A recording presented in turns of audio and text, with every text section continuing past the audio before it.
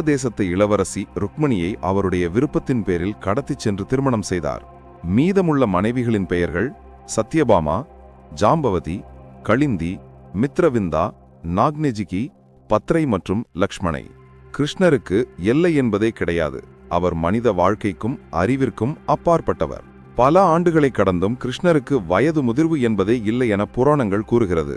மகாபாரதத்திலேயே அர்ஜுனனுக்கு தன் விஸ்வரூபத்தை காட்டும்போதுதான் தான் உலகின் சகலமும், எனக்கு எந்த எல்லைகளும் வரைமுறைகளும் கிடையாது என்று கூறியிருப்பார். கிருஷ்ணர் ஜெயின மதத்தின் ஒரு பகுதியாகவும் இருக்கிறார். அதனால்தான் அவர் வாசுதேவ கிருஷ்ணர் என்றும் அழைக்கப்படுகிறார். வாசுதேவர் என்றால் வீரர்களுக்கெல்லாம் வீரர் என்று பொருள். மகாபாரதத்தில் இருந்த ஒரு அற்புதமான உறவு கிருஷ்ணர் மற்றும் திரௌபதி இடையே இருந்த பவித்திரமான உறவாகும். புராணங்களின்படி அவர்கள் இருவரும் சகோதர சகோதரிகள் என்று நம்பப்படுகிறது. கிருஷ்ணர் திருமாலின் அவதாரம் என நாம் அறிவோம். ஆனால் திரௌபதி பார்வதி தேவியின் அவதாரம் என்பதை பலரும் அறிந்திருக்க வாய்ப்பில்லை. மகாபாரதத்தில் சபையில் வைத்து துயிலுரித்த போதும் சரி, துருவாச முனிவையின் கோபத்திற்கு ஆளாக நேர்ந்த போதும் சரி, திரௌபதிக்கு இன்னல் நேரும் போதெல்லாம் அங்கே அவரை காப்பாற்ற கிருஷ்ணரே வந்திருப்பார். பலரின் பரிதாபத்திற்கு உரிய கதாபாத்திரம் ஏகலைவனாகும். குரு பக்திக்கு சிறந்த உதாரணமாக கூறப்படும் ஏகலைவன் குருதட்சணையாக தன் கட்டை விரலையே துரோணாச்சாரியாருக்கு கொடுத்தார். கிருஷ்ணர் ஏகலைவனுக்கு மறுபிறவியில் திருஷ்டதுய்மனாக பிறப்பாய் என்று வரம் கொடுத்தார். அதன்படியே ஏகலைவன் திருஷ்டதுய்மனாக பிறந்து போரில் துரோணாச்சாரியாரை கொன்றார். ராதை மற்றும் கிருஷ்ணரின் காதல் கதை மிகவும் பிரபலமானது. ஆனால் உண்மையில் மகாபாரதத்திலோ அல்லது கிருஷ்ணரின் வாழ்க்கை குறிப்பான ஹரிவம்சத்திலோ ராதையை பற்றிய எந்த குறிப்புகளும் இல்லை என்பதே உண்மை.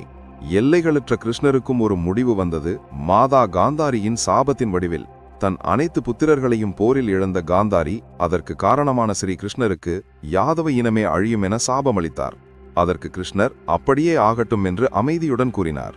ஸ்ரீ கிருஷ்ணர் அனைத்து சாபங்களுக்கும் அப்பாற்பட்டவர். இருப்பினும் தனது முடிவும் இந்த உலக நன்மைக்கு தேவையான ஒன்று என்பதை உணர்ந்த கிருஷ்ணர் அந்த சாபத்தை மனமுவந்து ஏற்றுக்கொண்டார். போர் முடிந்தபின் துவாரகைக்கு திரும்பிய கிருஷ்ணர் அங்கே மகிழ்ச்சியுடன் வாழ்ந்து வந்தார். அதீத சுகபோகத்தால் துவாரகை மக்கள் ஒழுக்கமில்லாதவர்களாய் மாறினார்கள். வசிஷ்டர், விஸ்வாமித்திரர், துர்வாசர் போன்ற மாமுனிவர்கள் துவாரகை சென்றபோது அங்கே அவர்கள் நடந்து கொண்ட விதத்தால் கோபமடைந்த முனிவர்கள் யாதவ இனம் அழியும்படி சாபமளித்தனர்.